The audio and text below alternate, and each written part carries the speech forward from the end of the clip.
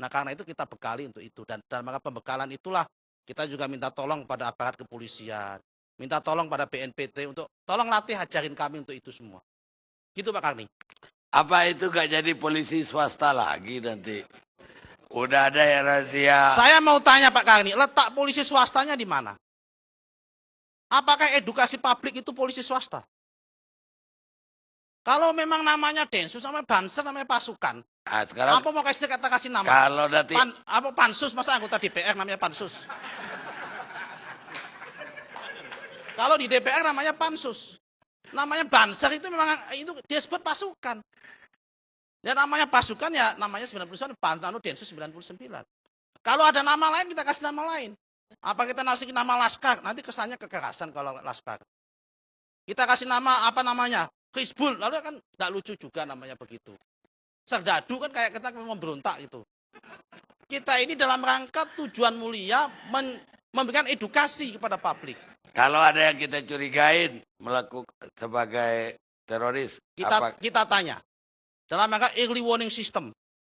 Kita tanya kepada masyarakat kalau ada ustadz-ustadz, ada mubalik-mubalik yang mengajarkan tidak kekerasan, mengajukan jihad dengan memperbolehkan ngebom dan sebagainya, kita laporkan pada aparat kepolisian.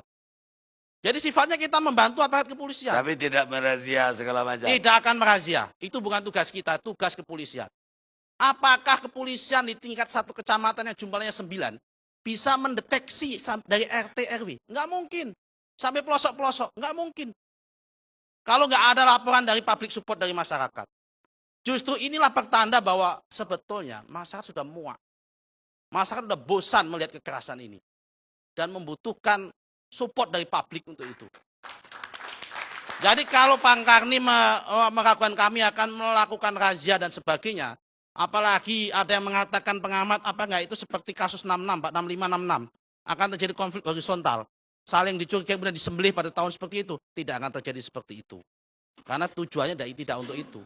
Tujuannya untuk melakukan edukasi publik. Ya mungkin orang takut dulu kan Ansor terkenal ketika tahun 65. Itu Ansor ketika belum sekolah Pak. Udah di pesantren juga Mas. Ya ini sekolah ini Ansornya udah kuliahnya di UI. Teman-teman itu. Kuliahnya di ITB lain cerita. Oh, jadi udah lebih muda. Sudah ada transformasi. Ini berkat Gus Dur. Jangan disamakan Ansor 65 dengan Ansor sekarang. Ansor sekarang lebih profesional. Karena itu Ansor dulu identik dengan kekejaman. Kita ubah. Di dalam Banser ada beberapa unit. Unit penanggulangan bencana, unit pelatihan ikut membantu pemadaman kebakaran, unit membantu untuk mengatasi kemacetan lalu lintas, unit termasuk unit ini deradikalisasi agama, unit Densus 99 ini. Pantasan Nusro duduknya dekat Densus 88, kita istirahat sejenak.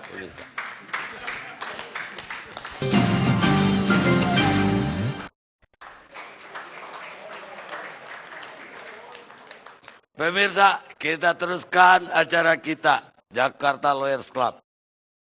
Saya mau ke Pak Hamidan dulu. Ahmad Bidan, anggota TPM. Kenapa? Udah dapat laporan dari Bima? Sudah, saya pantau siang. Yang pertama memang dari hasil pemantauan kami bahwa itu memang berbuntut dari kejadian seorang yang diinteli terus-menerus, dia merasa takut. Kemudian dia mendatangi polisi yang piket malam pada waktu itu. Dan diduga bahwa intel inilah yang kebetulan piket dan dia bunuh. Ketika dibunuh itu ditangkap kemudian dengan satu proses penangkapan yang sedemikian rupa dan menimbulkan ketakutan di pondok. Jadi pondok itu menjadi takut juga. Bahwa padahal anak ini memang alumni, ya, belum lama berapa bulan alumni dari pondok ini. Apa gara-gara takut terus bikin bom? Ini yang perlu kita ketahui bahwa yang ada di sana kelihatan itu ya barangkali bom molotov ya yang dilihat. Meledak kok sampai 2 kilometer penduduk di kampung itu menggelegar. Radius 2 kilometer dari pondok itu menggelegar, Pak. Ya, yang kemudian dan ada yang mati di dalam pondok itu sendiri. Betul. Itu bukan molotov, Pak. Ya. Iya. Meledak namanya, Pak. Ya, kita nggak tahu, itu yang jelas bahwa memang ada salah satu guru di sana, ya, almarhum ini yang kemudian Firdaus. meminta kepada Firdaus, kepada pimpinan pondok supaya diberikan satu kamar yang tidak diganggu.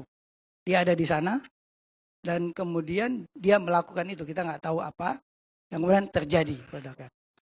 Kalau hanya dia yang melakukan, begitu kecelakaan terjadi, tidak mungkin seluruh santrinya bikin pagar betis sampai polisi tidak boleh masuk. Artinya seluruh pondok itu tahu apa yang dilakukan Firdaus, Pak Bidan.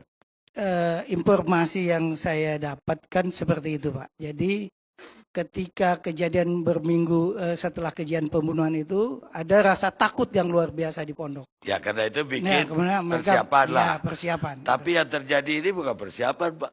Lebih Ya. dahsyat daripada persiapan.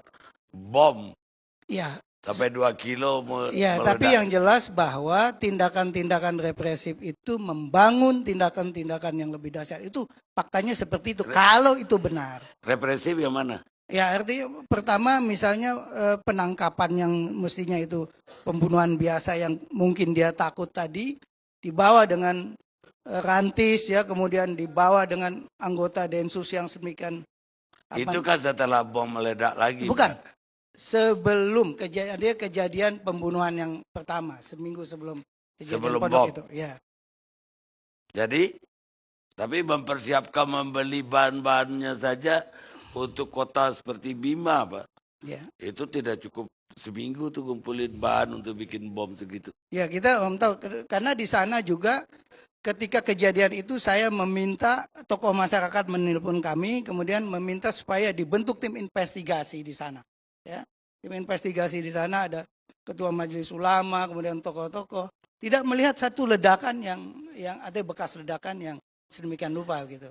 Walaupun memang ada informasi bahwa ledakan itu terdengar jauh dan keras begitu. Gak hanya itu, satu orang korban lainnya sampai hancur tuh badannya.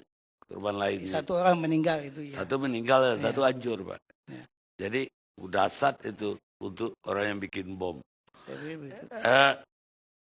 Kalau kita kembali ke uraiannya Petrus, Nasir, sama Imron tadi, ada tanggapan nggak Pak Midan? Ya, kami juga artinya menangani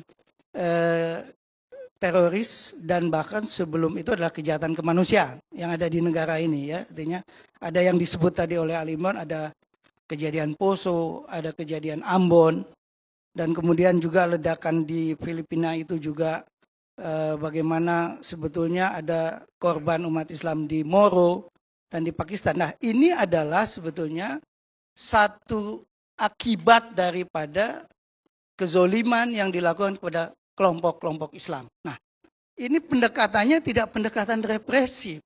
Berulang kali kami selalu menyampaikan, mestinya tokoh-tokoh agama yang dekat dengan kelompok ini memberikan pengertian. Karena apa yang kami dapatkan selama penanganan ini, bahwa mereka melakukan itu adalah karena ketidakadilan, kejahatan kemanusiaan. Dan ini kita tahu bahwa di Ambon, di Poso, waktu itu kemana aja polisi? Sekian ribu orang meninggal dan tidak pernah mendapatkan satu pengusutan yang tuntas. Kecuali rekonsiliasi. Inilah yang sebetulnya harus diberikan jawaban ini kepada masyarakat. Khususnya masyarakat Nah, di yang Poso dan di mana di Ambon, di tadi Tobelo. kan gak hanya orang Islam yang mati, dua-duanya mati kan. Ya, di Tobelo, di Ambon itu. Ya artinya kalau rekonsiliasi ya karena korban udah di dua pihak. Ya, bukan artinya itu yang di Ambon ya, tapi yang di Tobelo. Nah, kemudian perlu juga diketahui dalam proses penanganan bahwa mereka-mereka yang tersangka teroris itu selalu dikaitkan, Anda pernah ke Ambon, Anda pernah ke Poso, Anda pernah ke Afghanistan. Apa hubungannya? Hubungannya karena menurut si Nasir tadi seluruhnya satu rangkaian, ya, Pak Midan. Ya, oleh karena itu, kenapa undang-undang teroris itu tidak merujuk ke belakang? Hanya ketika kejadian bom Bali. Dan bom Bali itu pun telah melanggar azas legalitas. Di mana Perpu itu dibuat 6 hari setelah kejadian bom Bali. Dan diberlakukan mundur ke belakang. Ini yang dieksekusi itu adalah pelanggaran hukum yang sudah dilakukan. Kalau kita tahu bahwa undang-undang kita kan jelas bahwa di pasal 1 ayat 3, negara ini negara hukum. Apapun perbuatan-perbuatan yang dianggap perbuatan pidana, teroris sekalipun itu harus taat pada prinsip azas hukum. Kita tidak boleh melanggar. Nah sekarang penanganan teroris itu banyak tidak boleh oleh penasihat hukum yang dipilih oleh mereka. Ini secara transparan. Ini disediakan oleh polisi, oleh Densus itu sudah ditunjuk. Dan 7 hari itu mendapatkan penyiksaan, baik fisik. Ini nggak pernah dibuka. Padahal undang-undang ini, Perpu ini mengisyaratkan bahwa penanganan terorisme itu harus transparan dan akuntabel. Ya, tapi kalau Ya, tadi kita mau lihat sekarang begini, cara penangkapan itu lebih cenderung adalah tindakan-tindakan yang diisyaratkan oleh undang-undang. Jadi Densus itu melakukan tindakan teror, membuat masyarakat takut. Itu yang terjadi. tapi kalau kita balik, yang melakukan duluan itu bukan polisi nangkapin, terornya dulu baru ada penangkapan. Nah, itulah tadi jawabnya adalah kalau ini bermula dari kejahatan kemanusiaan, maka kejahatan kemanusiaan itu yang harus dijelaskan oleh polisi, oleh pemerintah. Ya negara ini kan negara merdeka. Ya harus bisa memberikan penjelasan untuk itu. Baik, Pak Medan, saya mau pindah ke Komnas HAM. Ini kalau dari apa tadi nasihatnya malah Imron supaya teman-temannya kembali ke jalan yang benar. Tapi kalau Pak Amidan malah polisi pula yang nggak benar. Pak Amidan bukan Pak Amidan. Komnas HAM melihatnya gimana? Jadi sebenarnya kalau kita ingin lebih luas, kontroversi ini muncul setelah ada usulan untuk RUU intelijen untuk merespon kondisi-kondisi yang diuraikan dari tadi. Nah, RUU Usulan intelijen ini undang-undang intelijen itu ya, karena teroris ini nggak pada berakhir juga sampai ya, hari ini. salah satu. Nah, terkait dengan RUU intelijen tadi sudah saya dengar ada beberapa pendapat. Komnas HAM secara institusi mendukung RUU ini, tapi dengan syarat ada beberapa ya. Tentu RUU ini harus memiliki perspektif hak asasi manusia. Satu. Yang kedua, sampai hari ini intelijen Indonesia itu tidak memiliki dasar hukum setingkat undang-undang. Nah, yang ketiga, untuk memastikan bahwa pekerjaan ini juga adalah bagian dari pengelolaan negara, maka dia harus ada regulasi yang jelas, kemudian struktur yang jelas, kemudian juga harus ada model pengawasan yang jelas. Nah, saya kira itu proses yang sekarang ingin ditawarkan oleh Komnas HAM. Kemudian kita mencatat perdebatannya setidak-tidaknya ada 3 sekarang yang terkait dengan ini yang sekarang mandek di Panja DPR. Pertama, tentang proses pembuatan undang-undang ini yang banyak dikritik oleh rekan-rekan NGO bahwa proses ini terlalu tertutup sehingga perlu partisipasi publik yang lebih luas. Nah, itu satu. Yang kedua terkait dengan pengalaman masa lalu soal intelijen tadi. Tadi sudah disebutkan salah satu contoh oleh Pak Manulang tentang Bakin yang kemudian di dalam institusi Bakin itu menerbitkan apa yang disebut Opsus tahun 65. Nah, kalau kita lihat dari zaman Pak Karno, kemudian Pak Harto, kemudian sampai zaman rezim reformasi yang sudah berganti berapa presiden, penataan itu belum selesai menurut saya.